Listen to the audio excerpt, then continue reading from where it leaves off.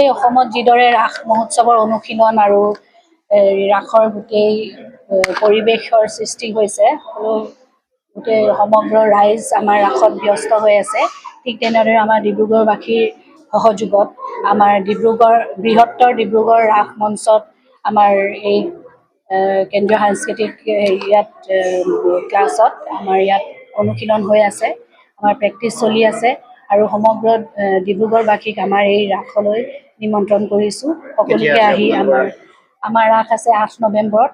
সকলোৰে সহযোগিতা সম্পূৰ্ণ ৰাস হ'ব আমাৰ অনন্ত শয্যাৰ পৰা আমাৰ গোটেই মহাৰাসলৈকে গোটেইখন আমাৰ অনুস্থাপন কৰিবলৈ আগবাঢ়িছোঁ আমি।